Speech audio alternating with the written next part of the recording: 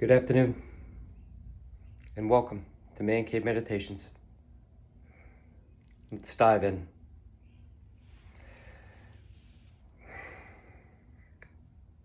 So in my last video, I was talking about, or bringing up the fact, rather, that we had, within the past couple of days, bombed Iran, the nation of Iran. This now being, 7 days since that happened. And you look at all that's happened since that point. Since that decision was made a week ago to bomb the three main only nuclear sites in Iran. One having been built under a mountain. And that strike had been carried out, and we had, as Israel was, Netanyahu, the leader of Israel, current leader,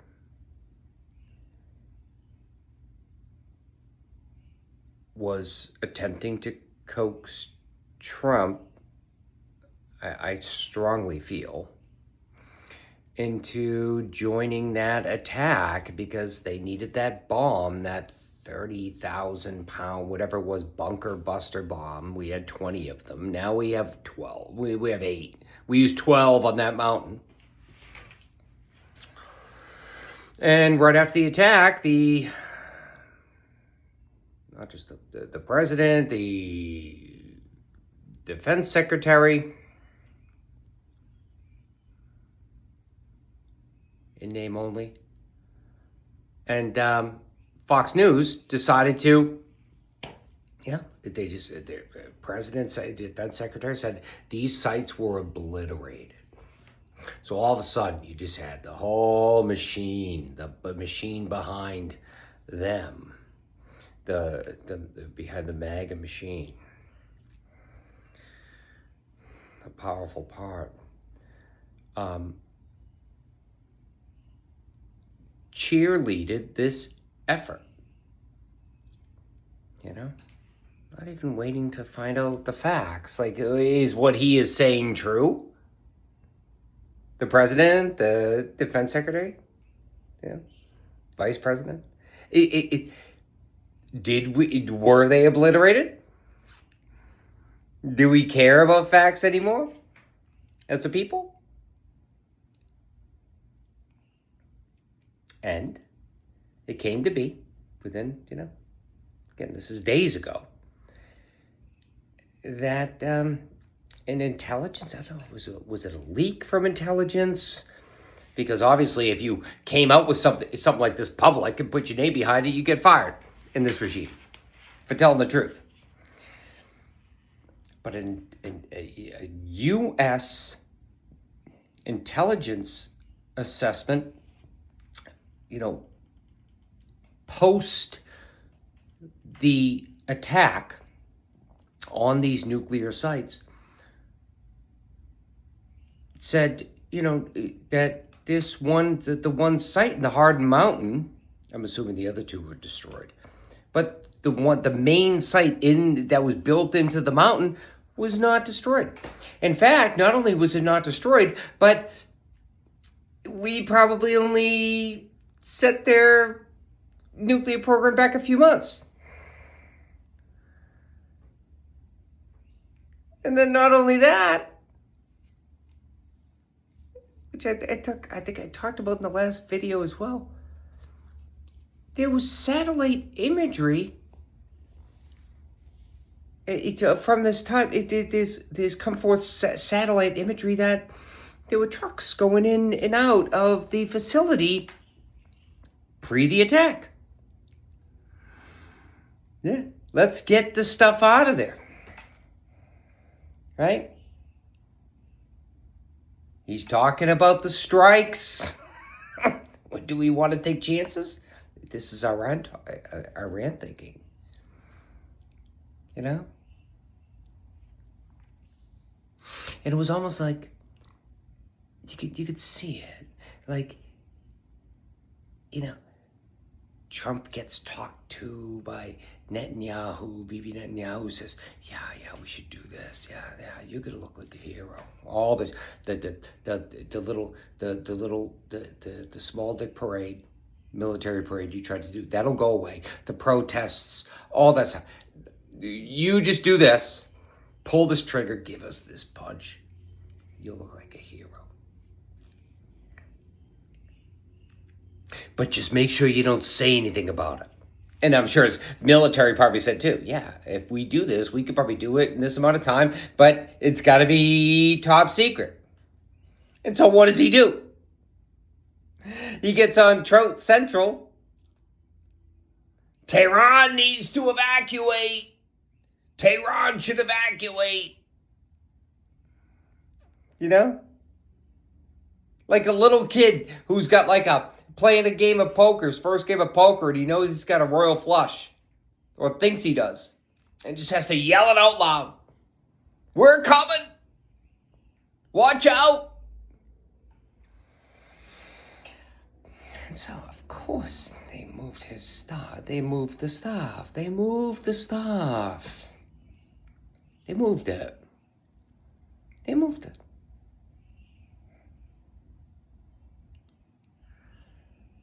And, I mean,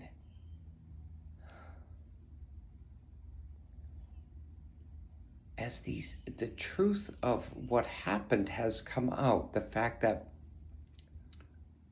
not only do we not know if the enriched uranium was destroyed, but the fact that this one facility, it was partially hit, it's a mountain. And then the fact that they,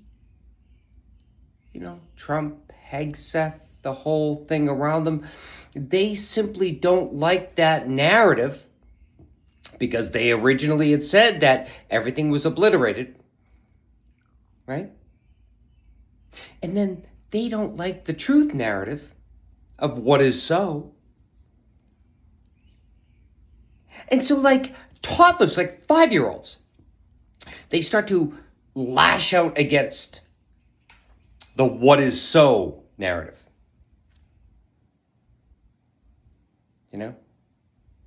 The what is so narrative being specifically what happened, what has been assessed to have happened, right? We don't have intelligence that the uranium was destroyed, that they may have moved it out of there, right? This, that, the other thing. They don't like that. They liked their narrative. It was obliterated. We just kicked some ass. We went in, we kicked some ass. And again, you see this weakness, the weakness of them, of those in charge, especially the two of them, hiding behind the competence of the American military. Yes, of course, the military would say, yeah, they did the best I'm sure they did better than any other nation on earth could have done. But you see these fools just trying to hide behind that competence. Their incompetence, trying to wear the competence of the military over them as like a cloak. But, again, they're just trying to scream their own narrative as the narrative. The true narrative just shines forth. Truth. What is so, finds a way to come forth. It just does. Like a bubble at the bottom of a beverage. I mean, it's just going to find its way up to the top somehow. So it does. It finds its way forth. And they're panicking over this. And this is where we still see the push and pull between, we're not authoritarian yet. We're moving there, yes, but we're not yet. So you see that push and pull. Whereas if this was North Korea, it would be, yeah, it doesn't matter if we totally fucked up. This was a great victory. And anyone who disagrees will be sent to a slave labor camp, shot, whatever. Plus their relatives and like 3-4 generations past them, they'll be put into labor camps. That's how they do it. That's how it goes there. But at least we're still seeing that pushback. And that pushback it's everything. It's everything. It must continue to be. It must continue to strengthen because I talked in a past video of the fact that all of this disease, it's like him, Fox, the whole, all of the sycophants, it's like it's weakness masquerading as strength. But this is like, you see this strike, it's like meekness masquerading as competence, right? It's meekness masquerading as competence.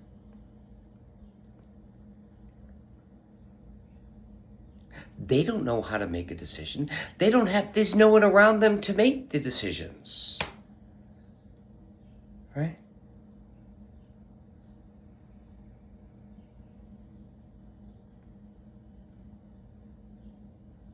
So yes, they are meek and weak.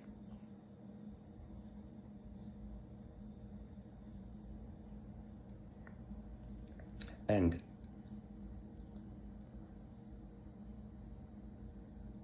I am relieved that Iran, they agreed to a ceasefire, and they took the,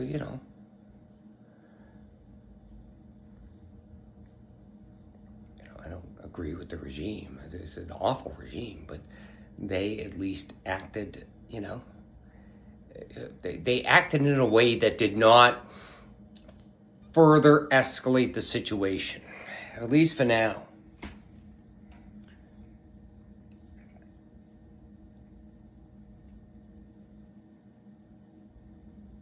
But, if I were them, I'd be like, why wouldn't we want to make have a bomb at some point? Why wouldn't we? It seems to be the chief deterrent in the world, right? Libya gave up their bombs. Ukraine gave up their bombs. What happened to them? North Korea has a bomb. You think if North Korea didn't have a bomb, you don't think we... Yeah. So. And,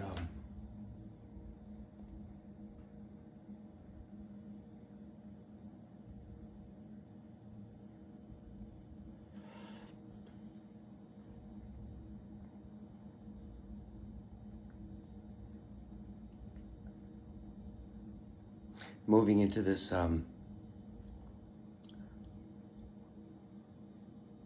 New York City mayoral primary, Democratic primary, the fact that this man, 33-year-old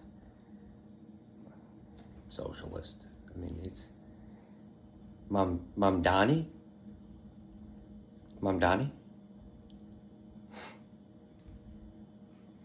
who, when he first began polling at the beginning of the race, was polling under 1%. Then he got, 44% of the vote for the primary?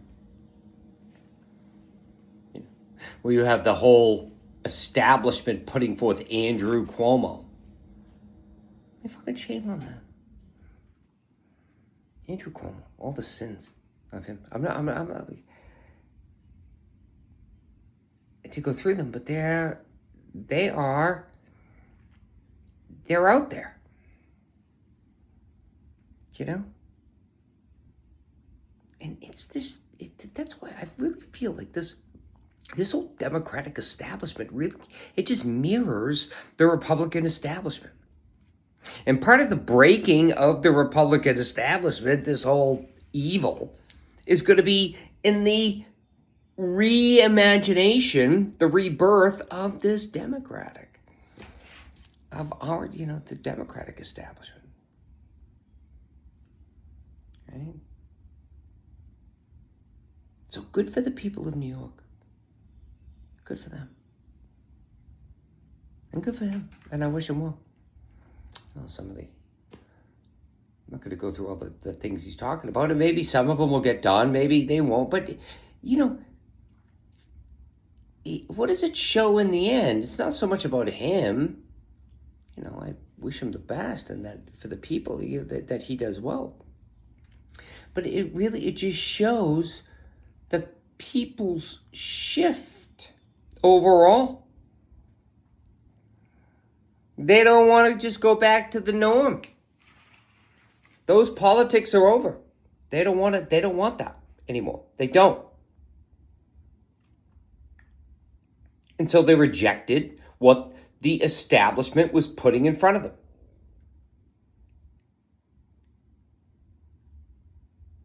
Right? And Fox News, once this whole thing goes down, this mayoral race goes down, Fox News is going to present this guy as the Antichrist. Guaranteed. He's the second coming of Satan. Mom Donnie. What did he present? Is it a $30 minimum wage at some point? Free subway? Yeah, crazy shit. It's just...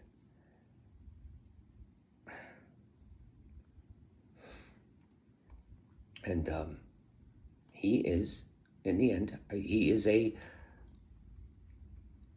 sign that the people want change. Right? And I wish him well. I do. And then to end it, again, with Newsom. Just talked about him. And, it's, this lawsuit that was just put forward. What a move. What a great move. Like, that lawsuit where he basically is giving Trump a taste of his own medicine. Not Trump directly, but Fox. It's against Fox. A defamation case, and that they were lying openly on air. And Jesse Waters was lying on air, and they edited clips to create a false narrative about him, and that's defaming. It's similar to the suits that Trump brought against ABC or 60 Minutes. You've changed the clips. You defamed me. And that side, that whole MAGA side, the Trump side, the Fox side, they're like, what? You're using the tactics that we would use against you on us. You can't do that. Why not? Right? You throw horse shit at us. Why can't we throw it back at you? And that's what's happening. Good for him. And I say keep it the fight. And I also say that similar to the Bernie AOC rallies, which in the end are I believe, I said before, and I still believe, it's an invitation for others to join the fight. Right? So, look at this lawsuit that Newsom, his legal team brought. It's well done. And if I would recommend to anyone out there who perhaps may feel, right, that they have been attacked or defamed in a similar way, to bring it to hire his legal team or bring a similar thing. And one of those brilliant parts about all this is the fact that all the proceeds, not only is he suing Fox for the same amount that they lost, or they had to cough up to Dominion, a very similar amount. It's very right there, just shy of $800 million. Not only is they doing that,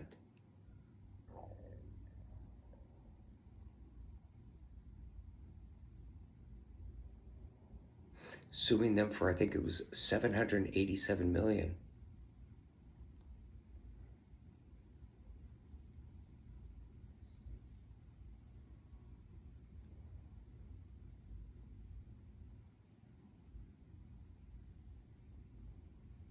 But they're also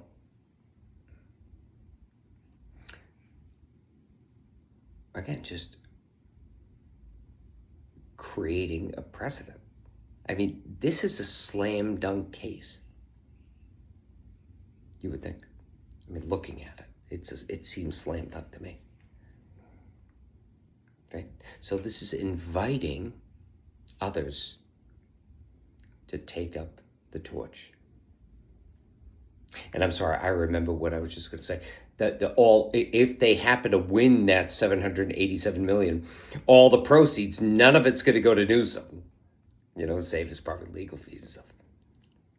But he's basically committed the potential winnings to anyone who's like any anti-Trump suits to be brought forward. You could bring these things left and right.